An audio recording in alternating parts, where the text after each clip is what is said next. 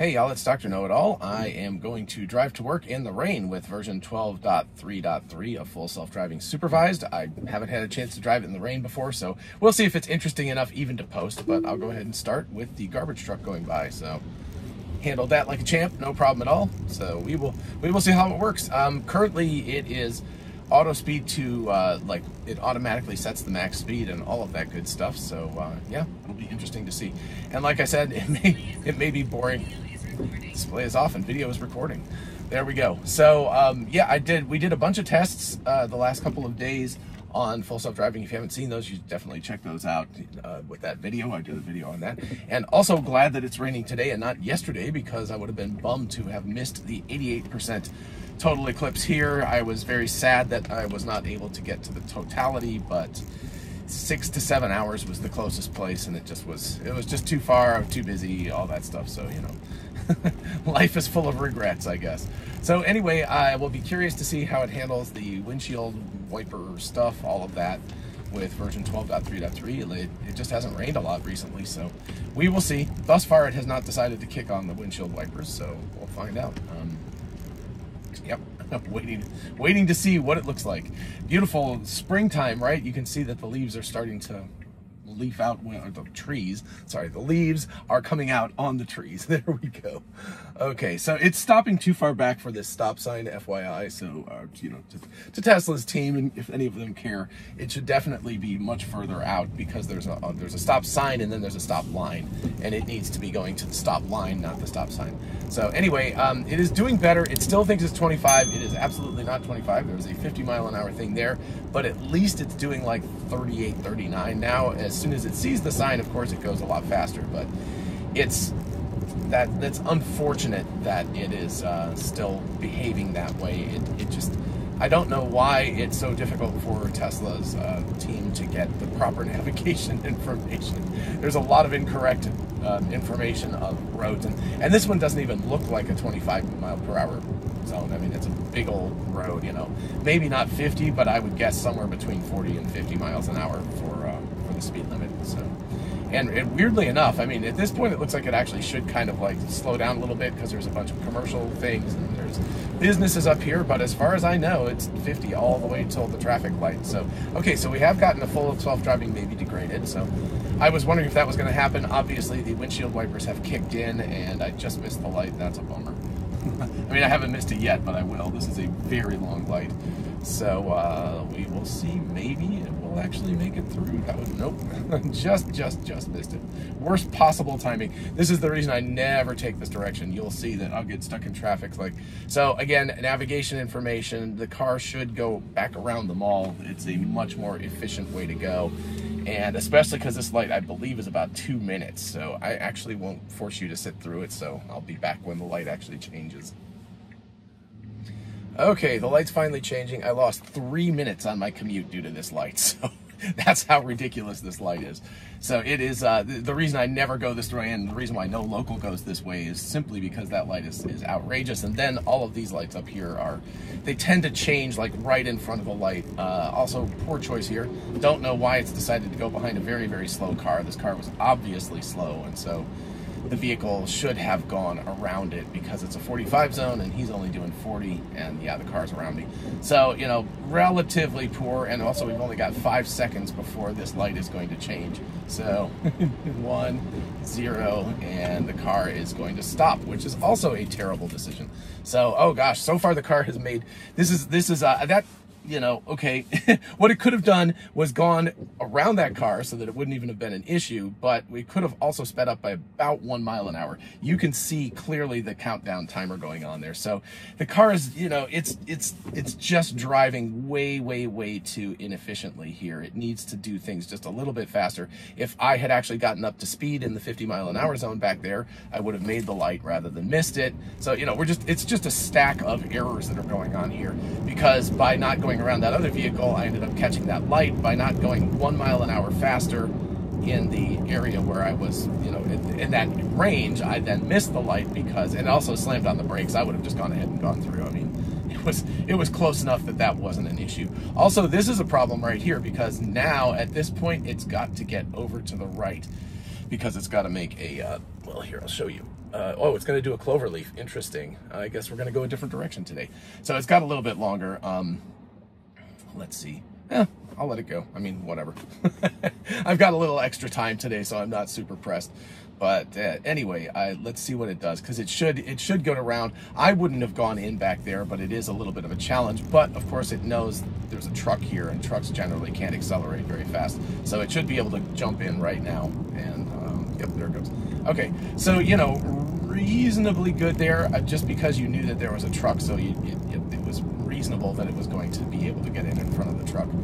So I normally go that way. I don't usually take this direction because I don't particularly like all of the city driving I have to do after I get off the highway, but I'm letting I'm letting Elon take the wheel here this morning.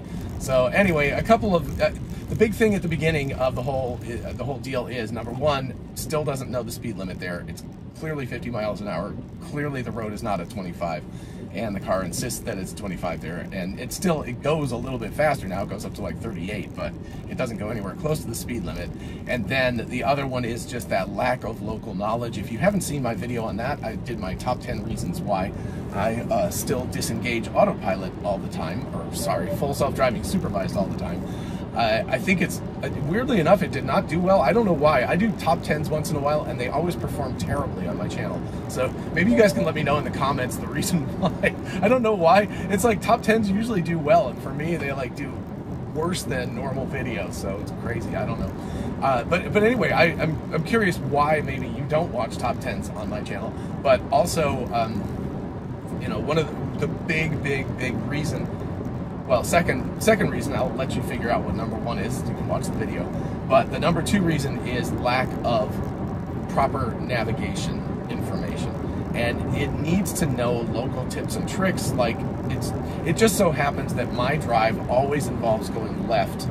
Unless I'm going to Atlanta, I'm always going left from there, which means that I always have to deal with that light if I take Cleveland Road all the way out to Atlanta Highway, which means I never do that because it's just, it's a 2.5 minute light, something like that. And so it's a very long time to wait. And then you have to deal with the traffic lights that come up after that. By the way, it says full self-driving may be degraded, but it's driving very, very well right now.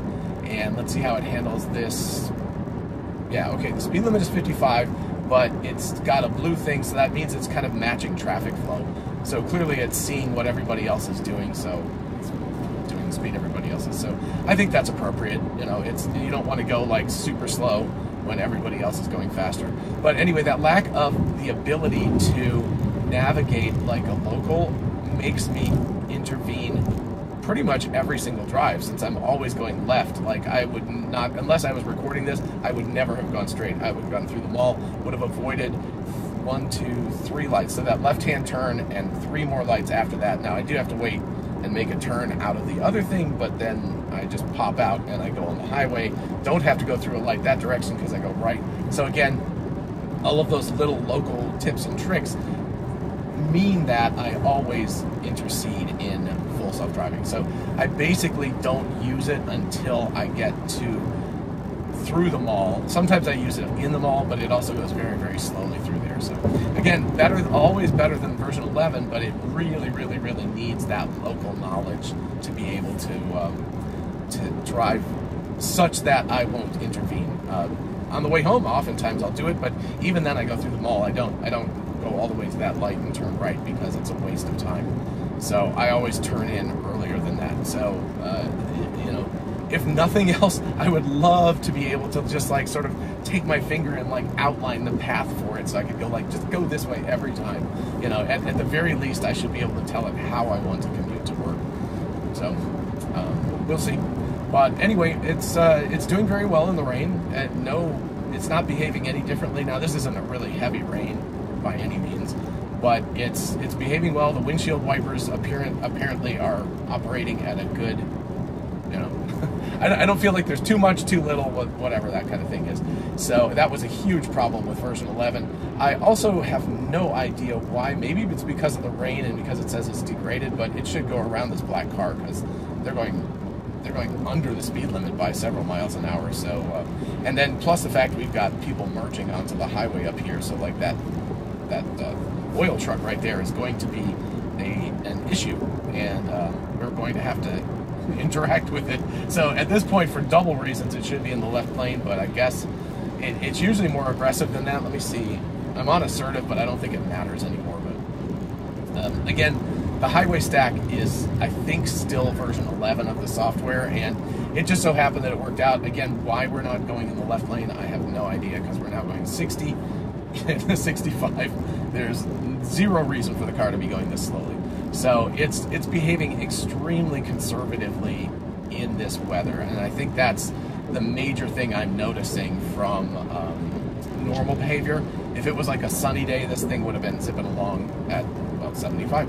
So it's going very, very slowly under the circumstances. At this point, well, now we're going to have to deal with this Carson truck.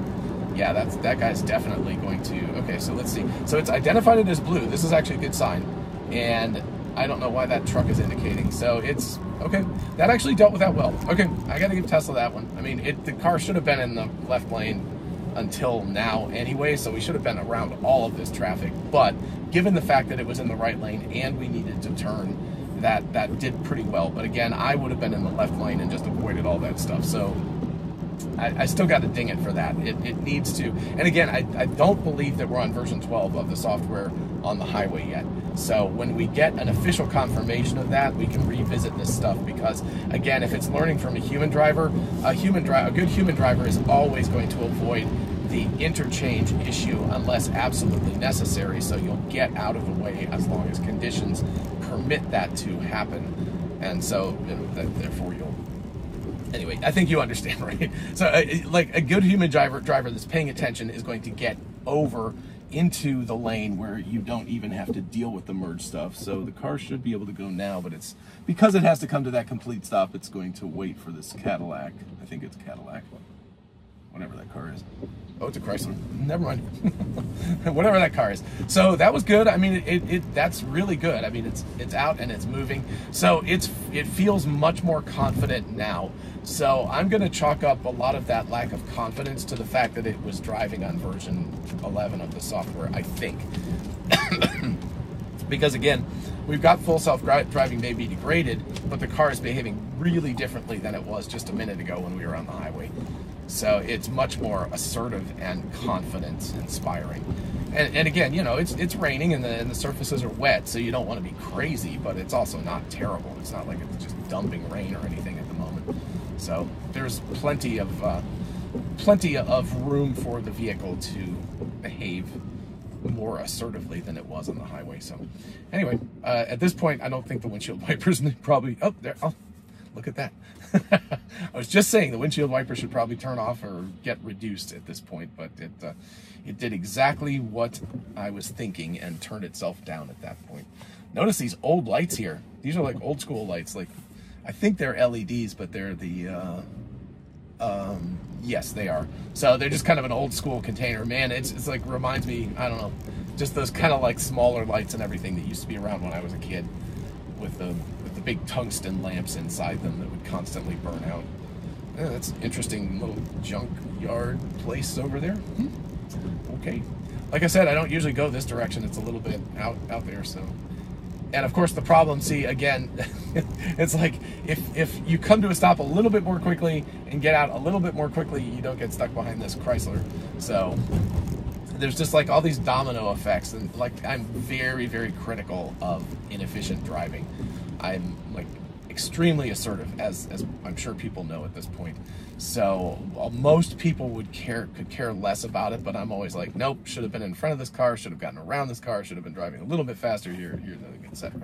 So I'm not like saying I'm a crazy speeder or something like that, but I'm always all about the most efficient way to get from point A to point B as possible. And so I'm a pretty harsh judge, as it turns out. So anyway, we should turn right here. The turn signal should come on. There we go. Okay, it's weird. It's like as soon as I say it, it happens. It's bizarre.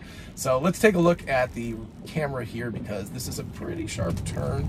Yeah, that did okay. So people complain about how the car comes too close to the curb during turns, but that was good. I mean, I was watching the side view camera, and it was definitely staying. It went just over the white line on the edge of the road, but didn't get anywhere close to the curb.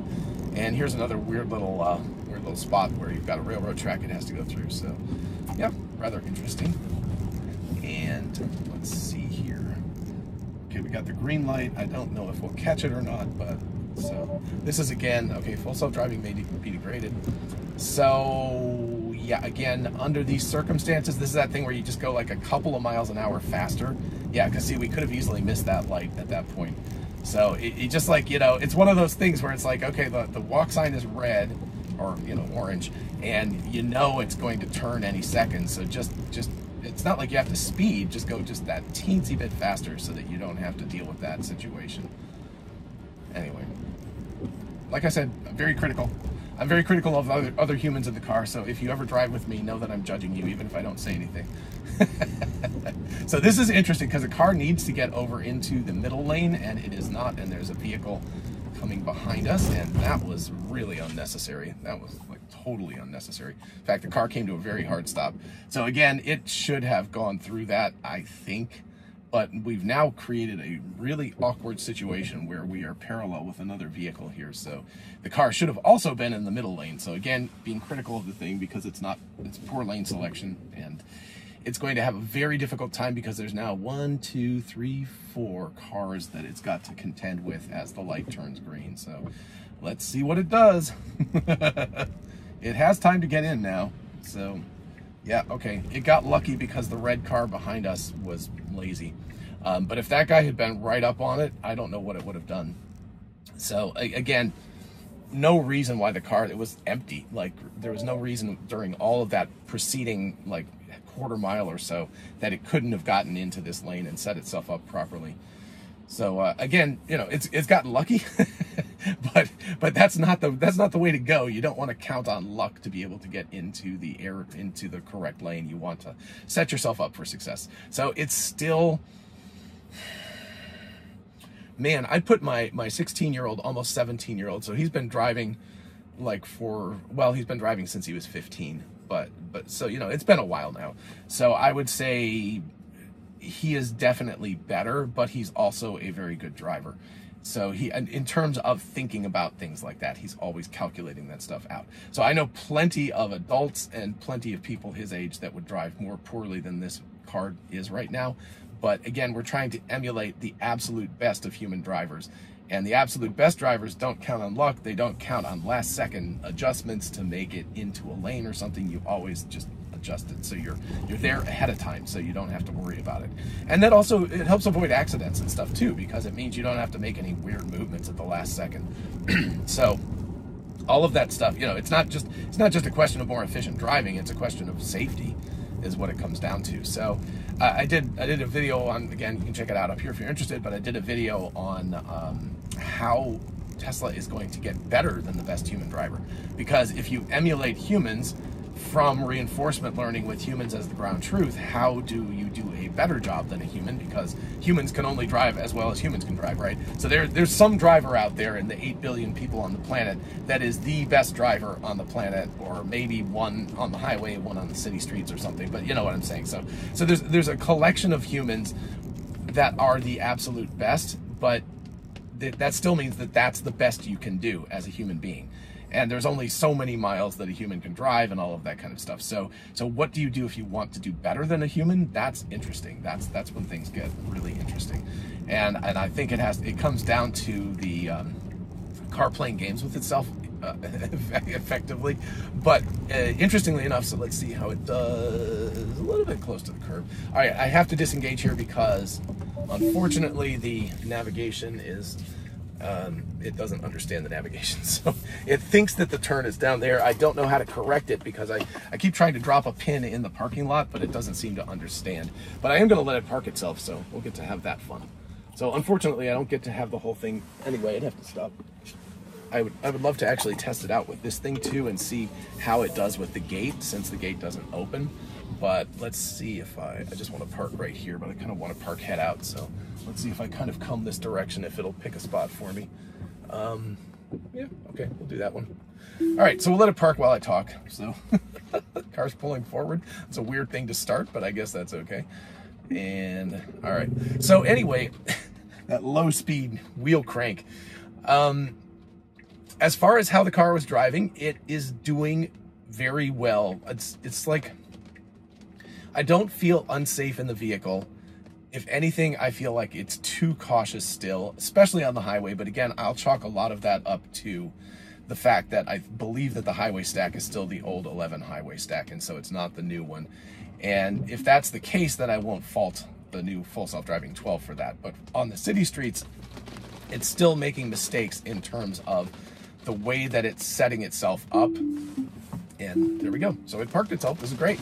So minimal interaction here. I did have to turn in there myself and disengage. And of course I had to like open up the gate, but that's pretty reasonable. Oh, unfortunately it's actually starting to rain more now, which means I'm going to have to deal with it when I'm walking, but it would have been better if it was in the car because it would have been a better test. But I think it did very well in the rain. I could tell it was more conservative, and I guess that's okay, but still, lack of local tips and tricks, it would have been really good to have had the vehicle be able, I really want to be able to tell the vehicle how I want to drive to work. It's like, I want this path. I always want to go this way. Never take the other way unless I override or something.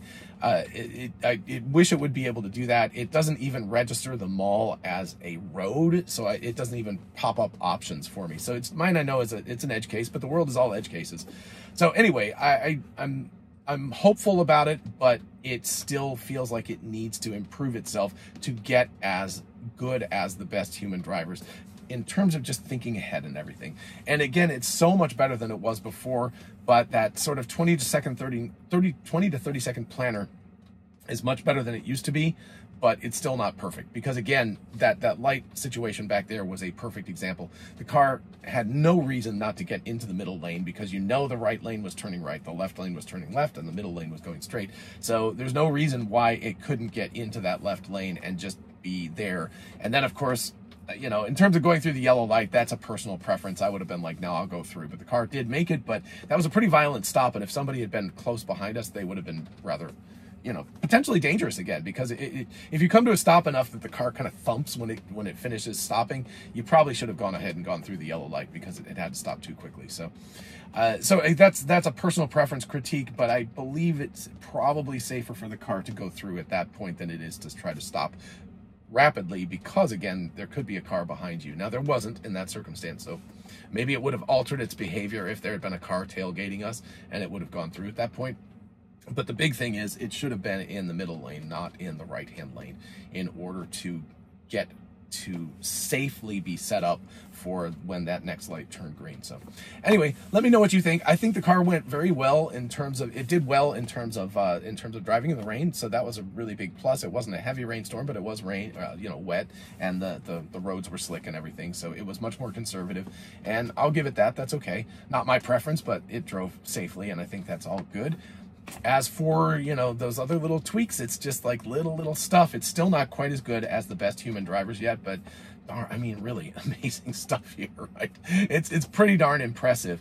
And if it can get better and it can learn how to drive better than the best human being, then it's not going to be that long before I won't feel the need anymore to drive at all. I'll just let the car drive, with the exception of the fact that it needs to allow me to route around behind the local mall instead of taking the path that it thinks it needs to go. So that kind of stuff still needs to be dealt with, even if it's an absolutely perfect driver. If it takes the wrong way to go to school, go to work, go to the grocery store, go to the gym, whatever. I mean, I do it all the time. Every single time I leave the house, I go left in that spot. So it needs to be fixable so that I can tell it that I never want to go that direction. I only want to go this direction, even though it's not supposedly a road.